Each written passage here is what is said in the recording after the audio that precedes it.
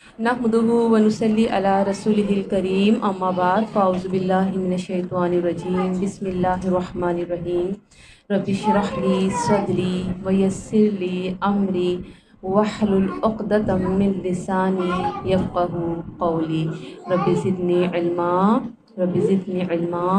اللهم فقهنا في الدين رب يسر ولا تعسر وتمم بالخير وبك نستعين۔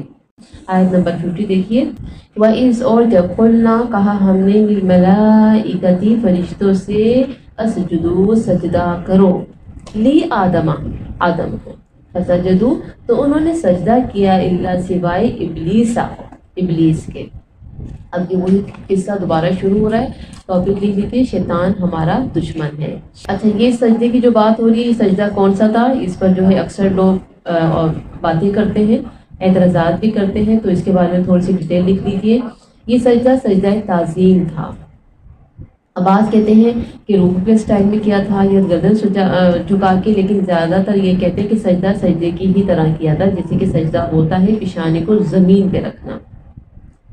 تو اس سے لوگ کیا لیتے ہیں؟ تو اس سے تو پھر ہم مزاروں پہ جا کے بھی سجدہ کر سکتے ہیں، جو لوگ آج کر رہے ہیں۔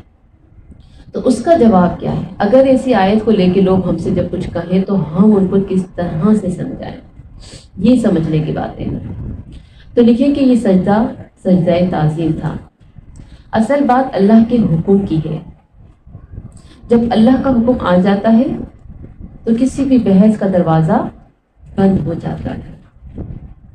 فرشتوں کو اللہ نے حکم دیا اور فرشتوں نے اللہ کے حکم کی تعمیل کی، تو یہاں اللہ کی اطاعت تھی، آدم کی عبادت نہیں تھی۔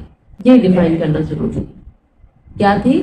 اللہ کے حکم کی اطاعت تھی، آدم کی عبادت نہیں تھی۔ یہاں اگر فرشتوں نے سجدہ کیا تو اس میں جھگڑنے کی بحث کی ضرورت نہیں ہے۔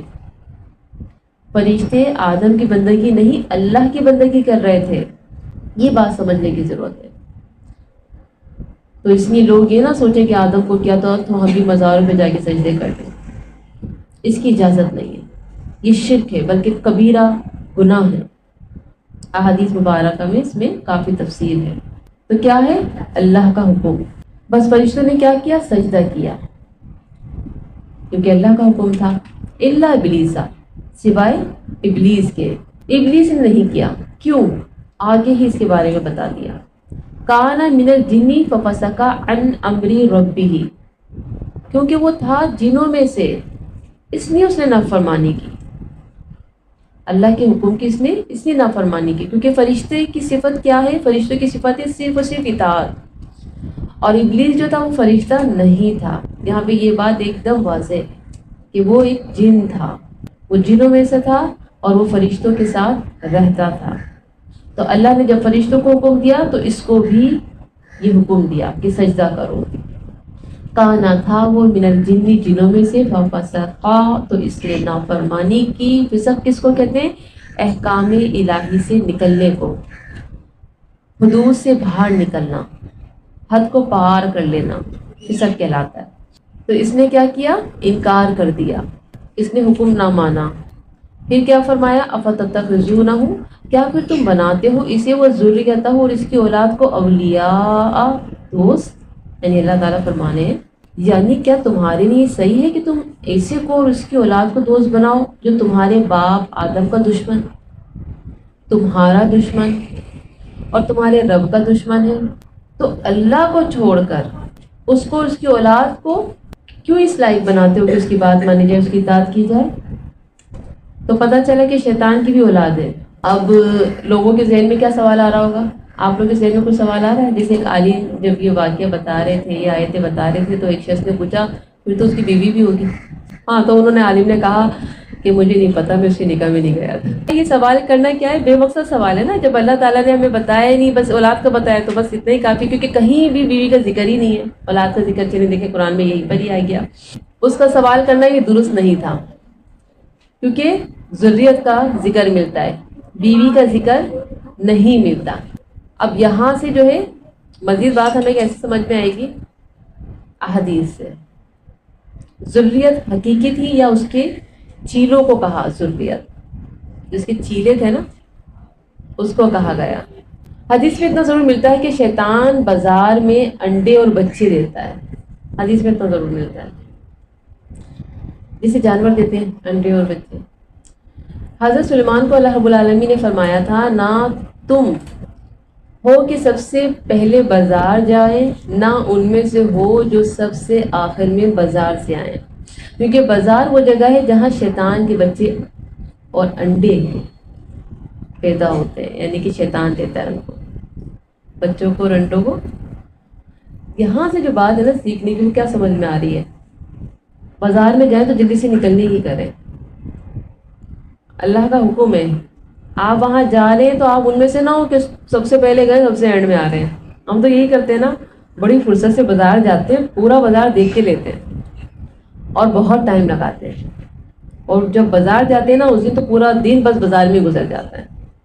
اب ہمیں کیا حدیث مل رہی ہے؟ آپ بازار جا رہی ہیں نا تو واپس لوٹنے کی کریں، جلدی جلدی سے بس لے لیں جو آپ کو نظر آ رہا ہے اور نکلیں وہاں سے، جو ضرورت کی چیزیں وہ لکھ کے لے کے جائیں، کیونکہ بازار ایسی جگہ ہے جس کو کہا کہ جہنم کے گھڑوں میں سے ایک گھڑا ہے۔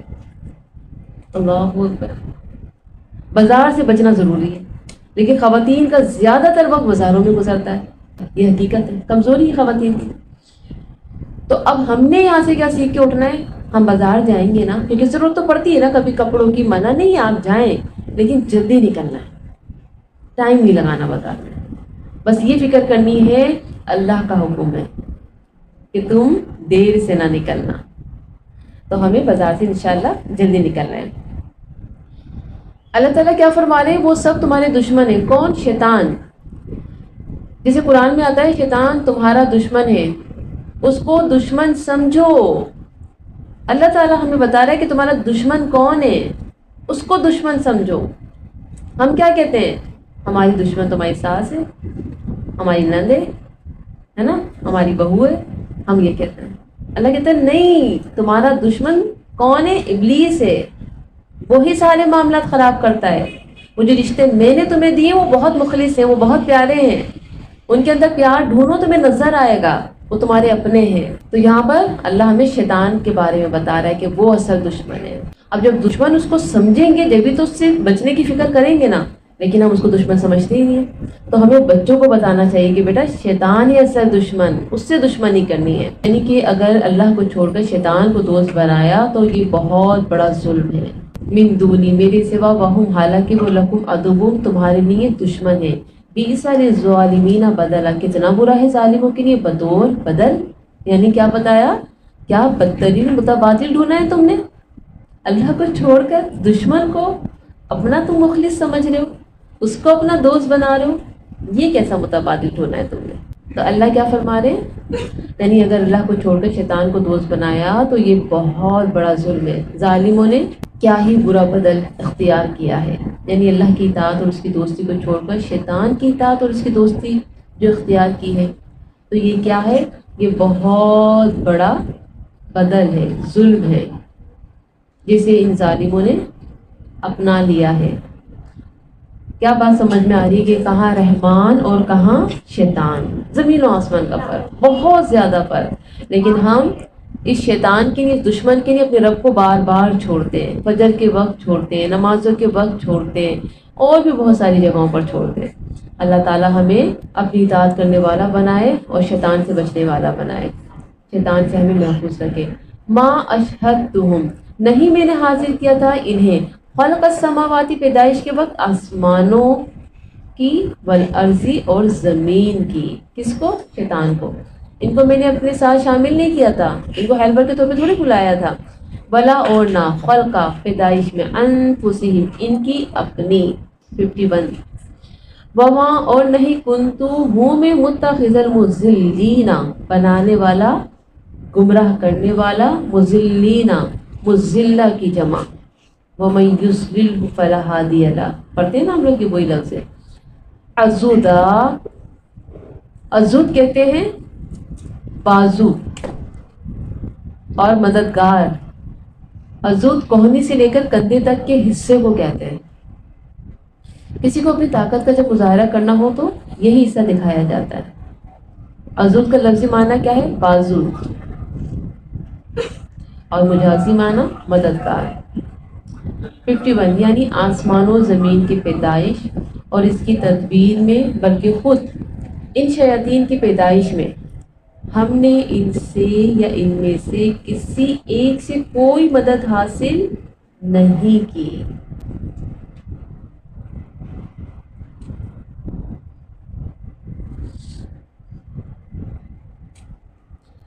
یہ تو اس وقت بھی موجود نہیں تھے، تو جب وہ خلق میں شریک نہیں تو عبادت میں کیسے شریک ہو سکتے ہیں؟ مالک تو وہی ہو سکتا ہے، معبود تو وہی ہو سکتا ہے جو خالق ہو، جس نے بنایا ہو، جو مالک اور رازق ہو۔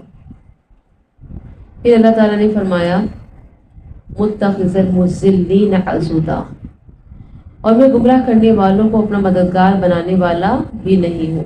بفرض وہ حال اگر میں کسی کو مددگار بناتا بھی تو ان کو کیسے بناتا، جبکہ یہ میرے بندوں کو گمراہ کر کے میری جنت اور میری رضا سے روکتے ہیں، تو میں ان کو بھلا کیسے بناتا؟ تو 52 دیکھیں، وہ یوم، اور جس دن یقول وہ فرمائے گا، نادو پکارو شرکائیا میرے شریکوں کو، الذین وہ جنہیں زعمتم گمان کرتے تھے تم، فدعوہم تو وہ پکاریں گے انہیں، فلم پس نہ، یستجیبوا وہ جواب دیں گے، لہم انہیں، وجعلنا اور بنا دیں گے ہم، بینہم درمیان ان کے، موبقا ہلاکت کی جگہ، موبقا واو با قاف اس کا روٹ ہے، موبقن کہ ایک معنی ہوتے ہیں پردہ اور ایک آڑ، موبق قید خانہ، اس کی تھوڑی سی ڈیفینیشن لکھیں کیا ہے وہ میننگ، قید خانہ یا آڑ۔ اور یہ بھی کہا گیا ہے کہ جہنم کا ایک درجہ، ایک گھڑا جو خون اور پیپ سے بھرا ہوگا، جیسے کہ سارے شہر کی لائنز جو ہوتی ہے، سیوریج کی لائنز، اس میں ساری گندگی جمع ہوتی ہے نا اس گھڑے میں، تو یہ جہنم کا وہ گھڑا، موبق۔ اب بعض لوگ کیا کرتے ہیں، اکثر قرآن سے یونیک نام نکالنے کے چکر میں نا ایسے ایسے لفظ نکال لیتے ہیں، ان کے میننگس اتنے خوفناک ہوتے ہیں، موبق نیا لگ رہا ہے رکھ دو، یعنی ایسے نام بھی رکھ دیتے ہیں۔ اکثر نام پوچھو کیا نا اس کی میننگ کیا ہے، انہیں پتہ ہی نہیں، بس وہ قرآن میں سے لیا تھا۔ اچھا آپ قرآن میں سے کوئی بھی لفظ لے کے رکھ لیں، ہاں وہ بڑی رحمتوں والا برکتوں والا لفظ ہے نا، قرآن کا حصہ ہے، شیطان بھی تو ایسے نہیں رکھ سکتی آپ جب تک کہ آپ اچھی طریقے سے اس کی میننگس معلوم نہ کر لیں۔ مشرکوں اور شریکوں کے بیچ میں اکٹھے ہونے کی اگر جگہ ہوگی تو وہ موبق ہوگی، ان کے درمیان پردہ اور فاصلہ کر دیا جائے گا۔ اور جب اللہ تعالیٰ فرمائے گا کہ پکارو اپنے شریکوں کو جن کو تم پکارتے تھے، تو وہ ایک دوسرے کو مل نہ سکیں گے، گم ہو جائیں گے، کیونکہ ان کے درمیان ہلاکت کا سامان اور ہولناک چیزیں ہوں گی۔ یعنی دنیا میں ایسوں کو اپنا مددگار بنایا ہوا ہے جو کل قیامت کے دن کوئی مدد نہیں کریں گے۔ مدد کرنے والا کون ہے سوائے اللہ کے، اور کوئی نہیں۔ ایسے نہیں ہے، دنیا میں بھی صرف ایک اللہ کو مدد کے لیے پکارو، اللہ ایک ہے، اللہ وحدہ لا شریک ہے، اس کا کوئی شریک نہیں، وہی مشکل کشا ہے، وہی اس لائق ہے کہ اسے مدد کے لیے پکارا جائے، کوئی اس لائق نہیں، کوئی رازق نہیں، کوئی مددگار نہیں۔ تو یہ لوگ کیا ہوں گے؟ جو شرک کرنے والے ہیں رسوا ہوں گے۔ ورا المجرمون اور دیکھیں گے مجرم نارا آگ کو، فظنوا تو وہ سمجھ لیں گے، ظنا انا کیا میننگس، یقین، یعنی وہ سمجھ لیں گے، انہیں یقین آ جائے گا، انہم بے شک وہ، مواقعوہا گرنے والے ہیں اس میں، وقع گرنے والے، ولم اور نہ یجدو وہ پائیں گے، وجدہ سے یجدو، انہا اس سے، مصرفا پھیرنے کی جگہ، صرفا، صرفا کس کو کہتے ہیں؟ پھیرنا۔ مجرموں کو آگ نظر آ جائے گی، جب وہ دور سے اسے دیکھیں گے تو اس کا غضب، اس کی چنگاریاں اور اس کا شور سنیں گے، یعنی اس کا غضبناک آوازیں سنیں گے، اس کی چنگاریاں دیکھیں گے۔ مسند احمد کی روایت میں آتا ہے، کافر ابھی 40 سال کی مسافت پر ہوگا کہ یقین کر لے گا کہ جہنم ہی اس کا ٹھکانہ ہے، دوزخ کا بعض حصے کو کھا رہا ہوگا۔ تکاد تمیز من الغیظ، قریب ہے کہ وہ دوزخ اپنے غیظ و غضب کی وجہ سے پھٹ جائے، یعنی جہنم اپنے غیظ کی وجہ سے چیخ رہی ہوگی۔ مجرموں کو یقین ہو جائے گا کہ وہ اس آگ میں گرنے والے ہیں، وہ چیخیں گے، چلائیں گے اور اللہ سے کہیں گے کہ ایک مہلت اور دے دیجیے، اب ہم جائیں گے تو اچھے عمل کر کے آئیں گے، ایک موقع اور دے دیجیے۔ لیکن اس وقت کوئی واپسی نہ ہوگی۔ واپسی کا موقع کب ہے؟ ابھی، اسی وقت جو ہمیں ملا ہوا ہے۔ جو کرنا تھا وہ کر چکے۔ صبح کا بھولا شام کو آئے تو اسے بھولا نہیں کہتے، لیکن شام کو آنا ہے۔ اگر دیر ہو گئی ہے تو آج آ جائیں، ابھی آ جائیں، اپنی زندگی کی نئی ابتدا کر لیں۔ ایک نیا مشن، ایک نیا مقصد اپنی زندگی میں پیدا کریں، اور وہ کیا ہو؟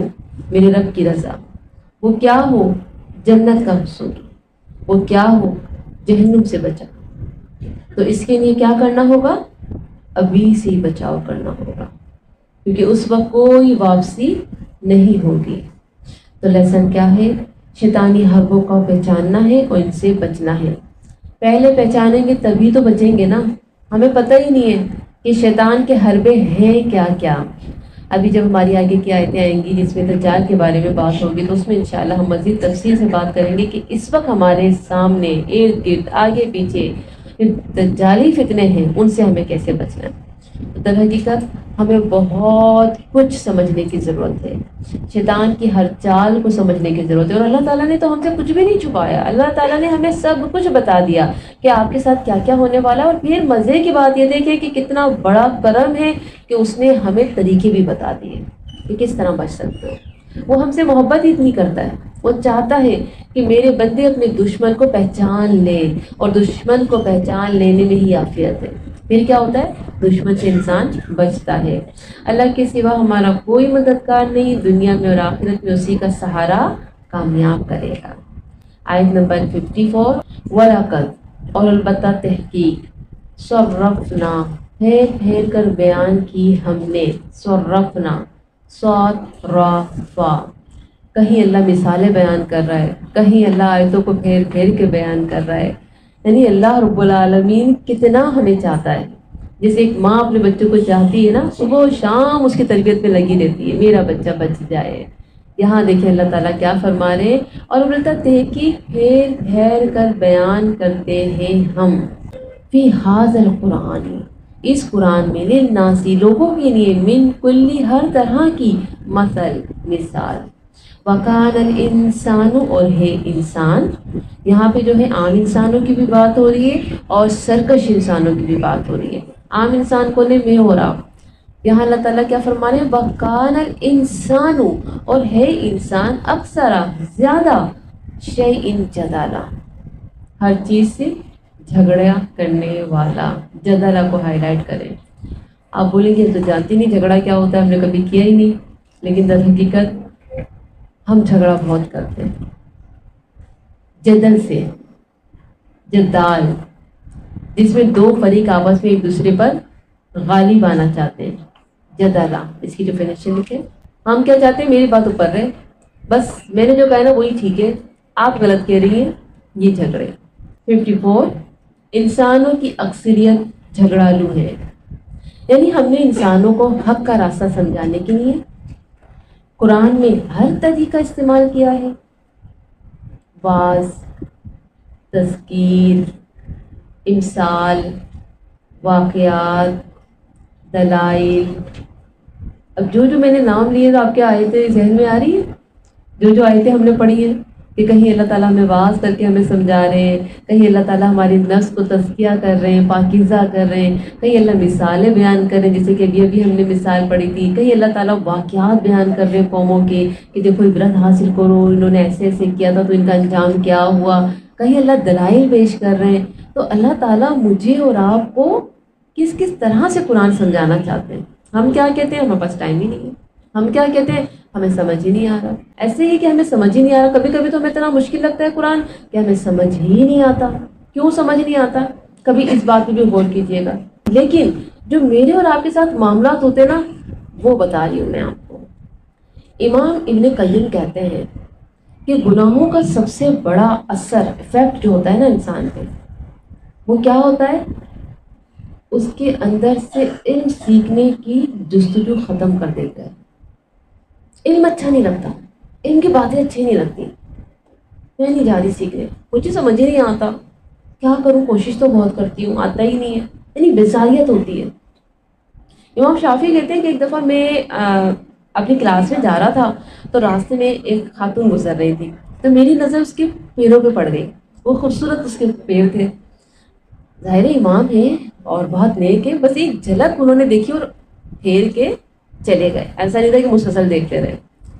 لیکن اب کیا ہوا کہ کلاس میں توجہ نہیں دے پائے. وہ کلاس جب ختم ہوئی تو انہوں نے اپنے استاد سے کہا استاد صاحب آج پتہ نہیں کیا معاملہ ہے, مجھے قرآن سمجھ نہیں آیا, آج آپ پڑھا رہے تھے اور میں توجہ ہی نہیں دے پا رہا تھا. استاد تو استاد ہوتا ہے. کہا اچھا بتاؤ کیا ہوا آپ کے ساتھ؟ میرے ساتھ یاد کیا کہ ہاں میں آج راستے میں آ رہا تھا تو ایسے سے خاتون جا رہی تھی, ان کے قدموں پہ میری نظر پڑی, خوبصورت ان کے قدم تھے, پیر تھے. تو وہ انہوں نے کہا اچھا. پھر انہوں نے کہا آپ کو پتہ ہے کہ انسان کی گناہ کی وجہ سے علم سمجھنے کی صلاحیت نور پہنچ نہیں پاتا, یعنی کہ صلاحیت کم ہو جاتی ہے اور اللہ کا نور اس کے دل میں پہنچ نہیں پاتا. پہلے اس سے اپنے آپ کو ایک دم پاکیزہ کرو, پھر بات سمجھ آئے گی. اللہ اکبر. میں اور آپ کیا کیا دیکھتے ہیں, کبھی سوچا ہے؟ پورے ڈرامے, سوشل میڈیا کی پوری جو نیوز چل رہی ہیں, کیا کیا ہو رہا ہے. ہاتھ میں موبائل کیا آ جاتا ہے ہمیں وقت کا پتہ ہی نہیں چلتا. کہ جب ہم قرآن پڑھنے بیٹھیں گے تو کیا فہم ہمیں ملے گا؟ اس کی گہرائی ملے گی, اس کے خزانے ملیں گے. وہ آیتیں نہیں سمجھ آئیں گی, ہمیں مشکل ہو جائے گی. پھر کیا ہوگا, کیا کروں سمجھ ہی نہیں آ رہا, یاد ہی نہیں ہو رہا.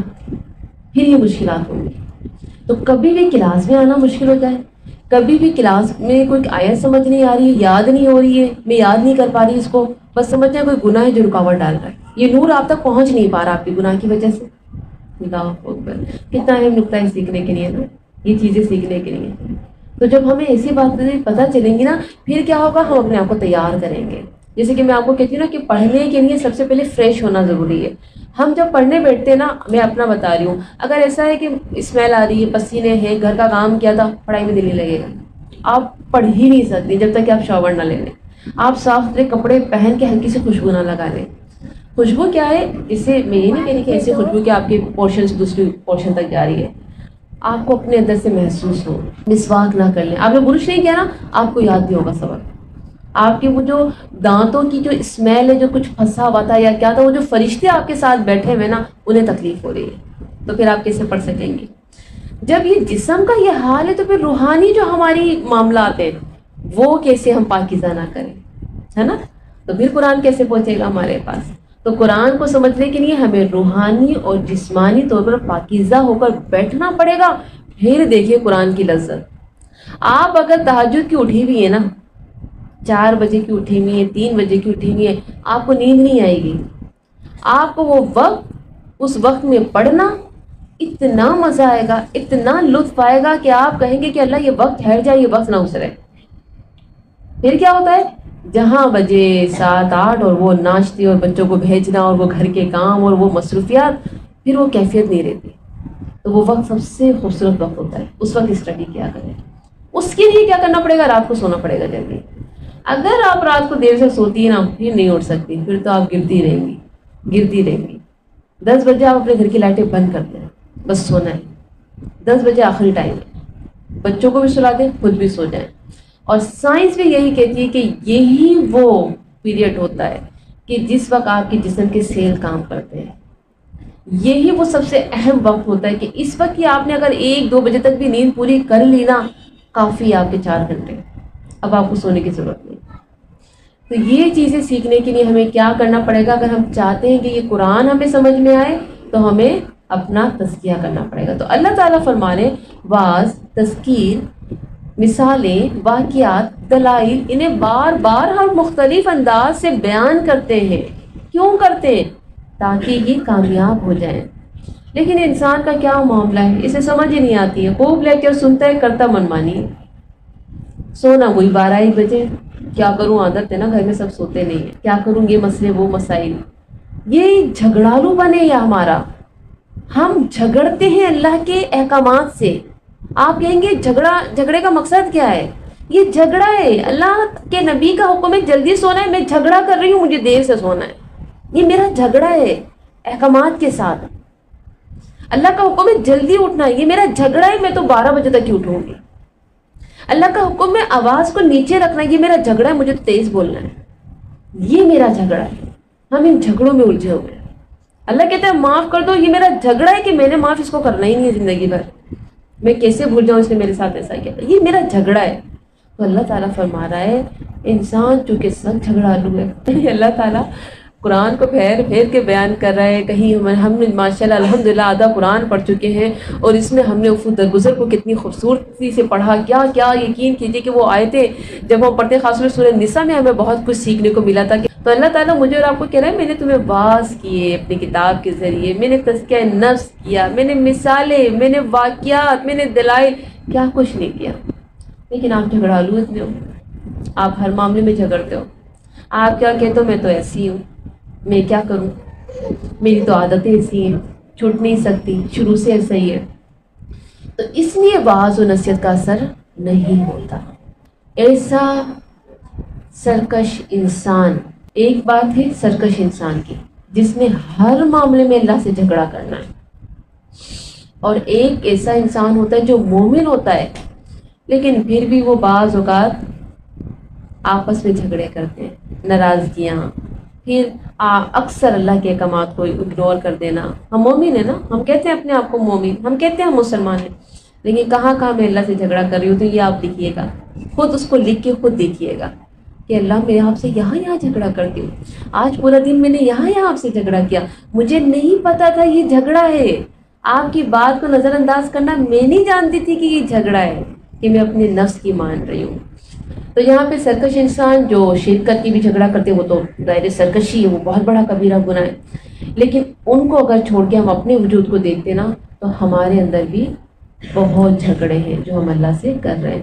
55 دیکھیں، وما، اور نہیں، منع، روکا، ناسا لوگوں کو، ان یؤمنو، کہ وہ ایمان لائیں، جب جاءہم الہدی، جب آ گئی ان کے پاس ہدایت. اللہ تعالیٰ نے ایک آیت اتنی حسین خوبصورت ہمارے سامنے رکھی، جس کو بتانے میں بھی اتنا مزہ آ رہا تھا کہ دل چاہ رہا تھا اور طویل لے کے جاؤں. کہ اللہ تعالیٰ نے کہا کہ ہم نے تو قرآن کو پھیر پھیر کے ان کے سامنے پیش کیا، ہر طرح سے ان کو سمجھانا چاہا، لیکن کیا کرے یہ جھگڑالو اتنے. پھر اللہ تعالیٰ کہہ رہے وما منع، اور نہیں روکا لوگوں کو کہ وہ ایمان لائیں جب آ گئی ان کے پاس ہدایت. کون سی ہدایت کی بات ہو رہی ہے؟ قرآن. اس کے نیچے لکھے قرآن. ان کو ہم نے قرآن دیا، اور یہ جو بندیاں یہاں بیٹھی ہیں نا، یہ تو ہیں قرآن والی، کتنی ساری تو سالوں سے جڑی ہوئی ہیں، قرآن کا حصہ بن چکی ہیں. ان کو ہم نے قرآن دیا، ان کو ہم نے چن لیا، ان کو ہم نے یہاں لا کے بٹھا دیا. یہ اپنے خاندان میں جا کے کچھ بھی نہیں کر رہی ہیں، یہ کہیں بھی میرے پیغام کو عام نہیں کر رہی، یہ کہیں بھی کسی کو نہیں بتا رہی کہ اللہ کی کتاب کتنی خوبصورت ہے. کتنا لطف آتا ہے، کتنا مزہ آتا ہے جب ہم ان آیتوں میں کھو جاتے ہیں، جب ان کی گہرائیوں میں ہم جا رہے ہوتے ہیں. تو ہمارا دل نہیں چاہتا کہ ہم نکلے یہاں سے، ہمارا دل چاہتا ہے ان آیتوں کو اور گہرائی سے سمجھتے جائیں. تو اللہ کہہ رہا ہے ہم نے تو ان کو قرآن دے دیا، ہم نے تو ان کے پاس قرآن پہنچا دیا. وَيَسْتَغْفِرُوا، اور وہ بخشش مانگے، رَبَّهُمْ، اپنے رب سے، إِلَّا مگر، ان یہ کہ تَأْتِيَهُمْ، آ جائے ان کے پاس، سُنَّتُ الْأَوَّلِينَ، طریقہ معاملہ پہلوں کا. یہ کون سی بات ہے کہ اہل مکہ کو قرآن دیا، پیغمبر دیا، احکامات دیے، لیکن کیا کہہ رہے ہیں وہ؟ جو پہلوں کے ساتھ ہوا تھا وہ ہمارے ساتھ ہو جائے. او یاتیہم العذاب، یہ آ جائے ان کے پاس عذاب. عذاب قبولہ. اچھا، قبولہ کی ڈیفینیشن لکھ لیں. سامنے سے. قبولہ کے 2 معنی کیے گئے ہیں. ایک ہے قبولہ قبیل کی جمع، جیسے سبولت سبیل کی جمع ہے، ہم نے پڑھا نا قرآن میں. قبیل کا معنی انواع و اقسام، یعنی کہ طرح طرح کا رنگا رنگ کسی چیز کا ہونا. اور دوسرا معنی اچانک آنے والا، سامنے سے آنے والا. اب دیکھیں اہل مکہ کی طرف اشارہ ہے، اور آج کے لوگوں کو بھی پیغام ہے، کیونکہ ہر آیت ہمارے لیے بھی پیغام ہوتی ہے. لیکن کہ اہل مکہ کی طرف اشارہ ہے کہ قرآن ان کے پاس آ گیا، پیغمبر آ گیا، اس کے باوجود بھی یہ نہیں مان رہے. ان کے سامنے پیغمبر ہیں لیکن ان کا انکار کر رہے ہیں. جیسے آج ہمارے سامنے قرآن ہے لیکن ہم انکار کرتے ہیں. کیسے کرتے ہیں؟ عمل نہ کر کے. قرآن کلاس ہے لیکن ہم نہیں آتے کہ اس کو سمجھیں، جو قرآن ہم نے دیا ہے اس پر عمل کریں، اللہ سے بخشش مانگیں جو گناہ کر چکے ہیں، اور زندگی کی نئی ابتدا کریں. لیکن لوگوں کے پاس ہدایت آ چکنے کے بعد ایمان لانے اور اپنے رب سے استغفار کرنے سے کس چیز نے ان کو روکا ہے؟ یعنی یہ ایمان کیوں نہیں لا رہے، استغفار کیوں نہیں کر رہے، کیوں نہیں اپنی زندگی کی نئی ابتدا کرتے؟ اس چیز نے روکا کہ جس چیز سے پچھلے لوگوں کو روکا تھا، یعنی تکذیب کی صورت پر ان پر بھی اسی طرح عذاب آئے جیسے پہلے لوگوں پر آیا. استغفر اللہ. یعنی اللہ تعالیٰ اگر آج کے لوگوں پر ہم یہ بات لے، اپنے لیے یہ بات سمجھے کہ اللہ تعالیٰ نے قرآن دے دیا ہے، ہمیں احکامات دے دیے ہیں، اب ہمیں جب ایک بات پتہ چل رہی ہے، حق پتہ چل رہا ہے، تو ہم بخشش مانگیں جو ہم نے کل کیا تھا. آج سے نئی زندگی کی ابتدا کریں، لیکن کیوں نہیں کر رہے؟ کیا ہو گیا، کب سے ایسے ہی کر رہی ہوں لیکن کچھ ہوا تو نہیں نا ابھی تک میرے ساتھ، ٹھیک تو ہوں، بچے بھی ٹھیک ہیں. استغفر اللہ. یہ لوگوں کی غلط فہمی ہے. یہ کیا کہتے تھے، مال بھی ہے، اولاد بھی ہے، سب کچھ تو ہے، کب سے شرک کر رہے ہیں، سب کب سے گناہ کر رہے ہیں، کیوں مان لیں ہم ان کی بات؟ اچھا ٹھیک ہے مان لیں گے، عذاب لے کر آؤ. آج بھی لوگوں کا یہی معاملہ ہے. کب سے تو ہمیں سنبھالا ہوا ہے نا، اللہ کی رحمت اتنی وسیع ہے. تو اللہ تعالیٰ نے دیکھیں اس بات کو یہاں پہ کہا کہ اس چیز نے ان کو روکے ہوئے ہے کہ ہم تکذیب کر رہے ہیں، تو تکذیب کی صورت میں تو عذاب آتا ہے، عذاب لے کر آؤ. یعنی یہ اہل مکہ لانے کے لیے ان دو باتوں میں سے کسی ایک کے منتظر ہے، لیکن ان عقل کے اندھوں کو یہ پتہ نہیں کہ اس کے بعد ایمان کی کوئی حیثیت ہی نہیں ہے، یا اس کے بعد ایمان لانے کا ان کو موقع ہی کب ملے گا. اگر عذاب آ گیا تو پھر، اگر موت آ گئی تو پھر اب بخشش کب مانگیں گے، قرآن کب سیکھیں گے؟ اگر ہم مر گئے تو زندگی موقع ہے، زندگی مہلت ہے، اس سے فائدہ اٹھا لیں. بات یہ ہے کہ انسان کسی کی ہدایت کی کتنی بھی کوشش کرے، جب تک اللہ نہ چاہے بندے کو ہدایت نہیں مل سکتی. اللہ کیوں نہیں چاہتا کہ کسی بندے کو ہدایت ملے؟ وہ جانتا ہے کہ بندہ ہدایت لینے میں کتنا سچا ہے، اس کے اندر کتنا اخلاص ہے، اور اللہ کیا کرتا ہے، اس کو چیک کرتا ہے. کیسے چیک کرتا ہے؟ قرآن کلاس میں لاتا ہے. ابھی چیک کرتا ہوں، قرآن کلاس میں آ گئی، قرآن کلاس کا حق ادا نہیں کر رہی، یہ اللہ چیک کر رہا ہے. بار بار ایبسنٹ، لیٹ، لیسن یاد نہیں کیا، اور پھر عمل نہیں ہے، یہ چیکنگ ہو رہی ہے. اللہ تعالیٰ جانتا ہے یہ خود سچا ہے ہی نہیں ہدایت کے لیے، تو میں کیوں اس کو اپنے راستے پر رکھوں؟ اللہ پھر گم کر دیتا ہے. پھر کیا ہوتا ہے، کہاں گئی وہ، ایبسنٹ ہے کب سے، اچھا اتنے دن ہو گئے نہیں آ رہی. اللہ نے راستہ گم کر دیا، کیونکہ اللہ جانتا تھا وہ سچی نہیں تھی. ہم ہدایت اللہ سے مانگتے بھی نا تو کس نیت کے ساتھ مانگتے ہیں؟ اللہ پہلے بچوں کی شادیاں کر لوں، سارے ارمان پورے کر لوں، پھر دے دینا، پھر اللہ اللہ کروں گی، ابھی تو بہت کچھ پہننا ہے، اوڑھنا ہے، زندگی کو انجوائے کرنا ہے. ہدایت ملے لیکن سارے ارمان پہلے پورے ہو جائیں. ہم خود سچے نہیں ہیں اپنی زندگی کو تبدیل کرنے میں. ہم کہتے ہیں کیسے میں موبائل میں بیٹھ سکتی ہوں ہر جگہ، میری بھی تو زندگی ہے. تو یہاں اللہ تعالیٰ کیوں ہدایت نہیں دیتا؟ کیا بات سمجھائی جا رہی ہے؟ کیونکہ وہ چیک کرتا ہے لوگوں کو، ان کو مواقع فراہم کرتا ہے.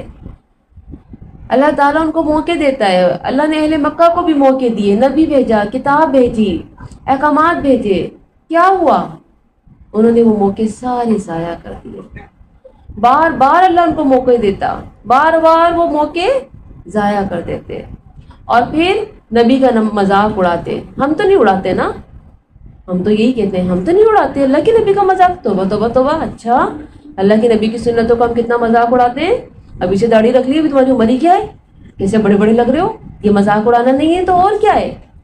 یہ دیکھو ملا کی دوڑ مسجد کی طرف, یہ مذاق اڑانا نہیں ہے تو اور کیا ہے. یہ دیکھو ٹخنوں سے پیر کیسے, ارے کیسے عجیب لگ رہے ہو, صحیح لوگوں کی طرح نارمل رہا کرو. یہ مذاق نہیں اڑا رہے تو اور کیا کر رہے ہیں.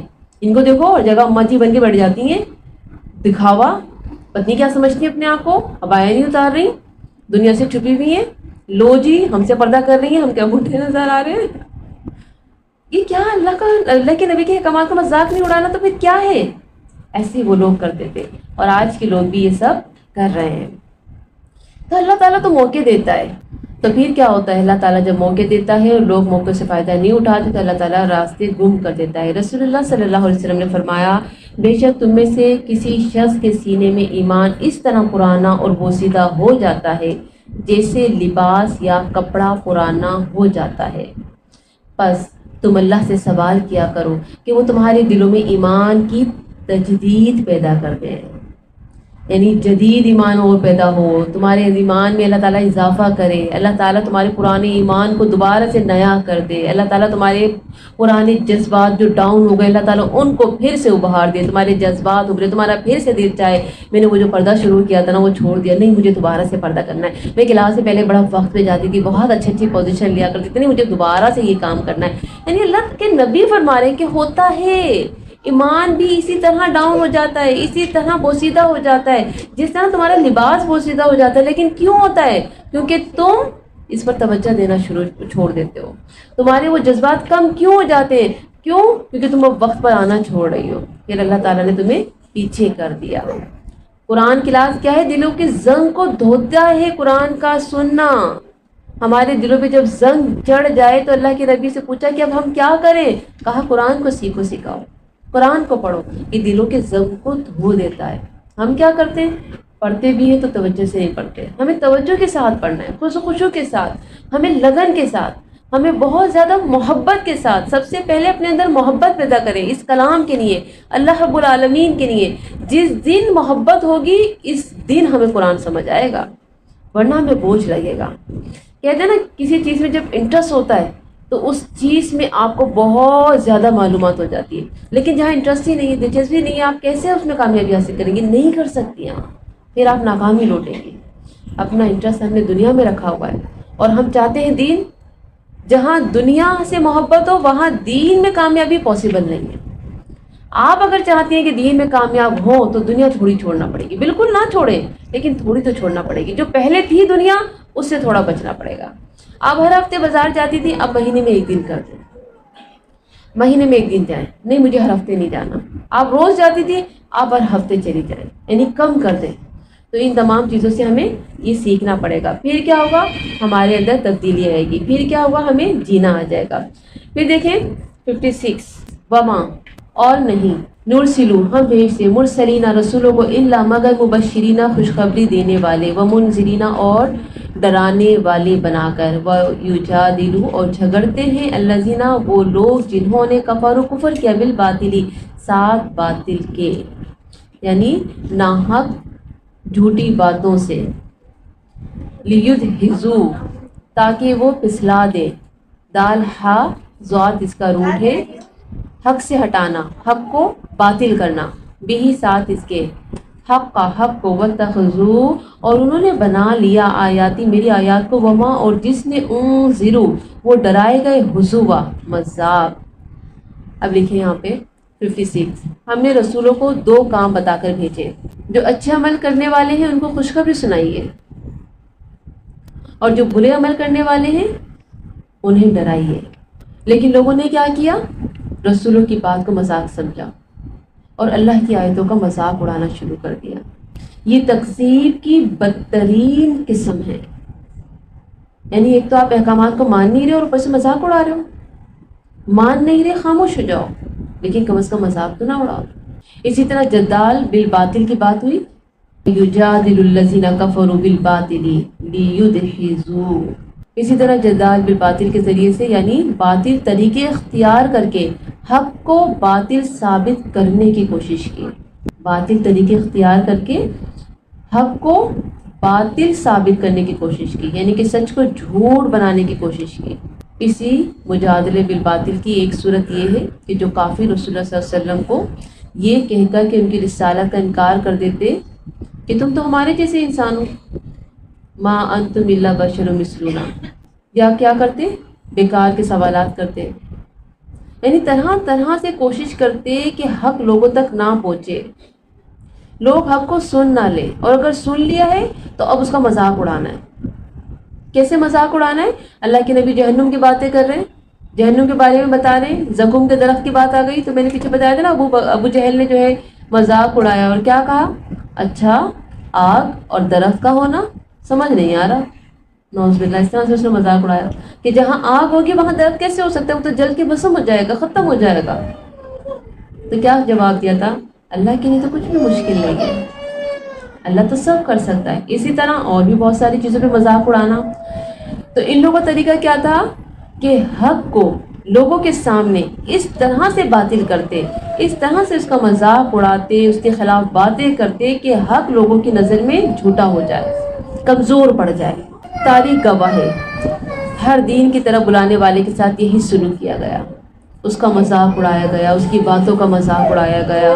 لیکن تاریخ اس بات کی بھی گواہ ہے کہ لوگوں نے جتنی بھی کوشش کی اس نور کو بجھانے کی، یعنی جیسے چاہے جھگڑے کیے، مذاق اڑایا، باطل کے خلاف ہتھیار استعمال کیے، جھوٹے جھوٹے جملے کہے، لیکن اللہ کا کلمہ ثابت ہو کر رہا۔ ان کے بڑے بڑے قصیدے، بڑی بڑی باتیں جو وہ کرتے تھے لوگوں میں کھڑے ہو کے حق کے خلاف، وہ سب کمزور پڑ گئے، کیونکہ حق غالب ہونے کے لیے آیا ہے، مغلوب ہونے کے لیے نہیں آیا۔ لوگ کتنی بھی سازشیں کر لیں، کتنا بھی دین کے خلاف بولیں لکھیں، لیکن حق ثابت ہو کے رہے گا، حق غالب ہو کے رہے گا۔ تو لیسن کیا ہے؟ 54 اور 56 کا قرآن میں دی گئی مثالوں سے سبق حاصل کر کے غلطیوں سے بچنا ہے۔ مہلت مدت تک اللہ پردہ پوشی کرتا ہے تاکہ گمراہ رائے راست پر آ جائے۔ تو میرے اور آپ کے پاس بھی مہلت ہے، یہ زندگی، یہ صحت مہلت ہے۔ اللہ سے گڑ گڑا کے دعائیں مانگا کریں، اللہ یہ صحت ہے، اللہ یہ ہاتھ پیر ہے، یہ جسم ہے، اللہ تو اپنے دین کے لیے پسند کر لے۔ اللہ یہ زندگی ہے، اس کو اپنے دین کے لیے پسند کر لے۔ اللہ میرے بچے ہیں، الحمدللہ صحت مند ہے۔ اللہ میرا شوہر ہے، الحمدللہ صحت مند ہے۔ اللہ میرے بچوں کو، میرے شوہر کو، مجھ کو اللہ اپنے دین کے لیے پسند کر لے۔ اللہ ہماری زندگی کو ضائع ہونے سے بچا لے۔ اللہ ہمیں غفلت کے اندھیروں سے نکال، اللہ ہمیں بیماریوں سے بچا، اللہ ہمیں مصیبتوں سے بچا، اللہ ہمیں ناگہانی حادثات سے بچا، اللہ ہمیں ناگہانی بیماریوں سے بچا لے۔ اللہ ہمیں خیر و عافیت والی، سلامتی والی، عزت والی، تحفظ والی زندگی عطا فرما۔ اللہ ہمارے بچوں کو ہماری آنکھوں کی ٹھنڈک بنا، اللہ ہماری زندگیوں میں خیر نازل فرما دے۔ اللہ ہمارے مقدر میں جو بھی برا لکھا ہے رب کائنات اسے مٹا دے۔ اللہ ہم قرآن کو پڑھ رہے ہیں، اللہ تیری بہترین کتاب کو پڑھ رہے ہیں، اللہ اس کا علم ہمیں عطا فرما۔ اللہ کوئی غلطی ہو جائے تو ہمیں معاف کر دینا، اللہ ہماری اصلاح فرمانا، اللہ ہمیں اپنی رحمت سے سیدھا کرنا، اللہ جی اپنے عذابوں سے سیدھا نہ کرنا۔ یا رب کائنات اپنی رحمت سے ہمیں معاف فرما دینا، یا اللہ ہمیں آسانیاں دینا، ہمیں مشکلات سے بچانا، مصیبتوں سے بچانا، غموں سے بچانا۔ اللہ تو اپنی رحمت خاص فرما دے، اللہ ہمارے گھروں میں رحمت عطا فرما، اللہ ہم سب کو اپنے دین کے لیے چن لے، اللہ ہمیں ہر مصیبت سے بچا لے۔ اللہ جو بیمار ہیں اسپتالوں میں، گھروں میں، جہاں جہاں ہیں، اللہ ان سب کو شفا دے دے۔ اللہ ہمیں اپنے دین کے لیے پسند کر لے، اللہ پوری دنیا پر دین اسلام کو غالب کر دے۔ یا رب کائنات فلسطین کی مدد فرما، یا اللہ فلسطین کے مسلمانوں کو تحفظ دے دے۔ یا رب کائنات ظالموں کے ظلم کا خاتمہ کر دے۔ یا اللہ بیت المقدس کی حفاظت فرما، خانہ کعبہ کی حفاظت فرما، مسجد نبوی کی حفاظت فرما، دین اسلام کی حفاظت فرما، اللہ ہم سب کی حفاظت فرما۔ اللہ ہم سب کو معاف فرما دے۔ ربنا تقبل منا انک انت السمیع الدعاء وتب علینا انک انت التواب الرحیم۔ صلی اللہ علی المرسلین والحمد للہ رب العالمین۔ سبحانک اللہم وبحمدک اشہد ان لا الہ الا انت استغفرک واتوب الیک۔ السلام علیکم ورحمۃ اللہ وبرکاتہ۔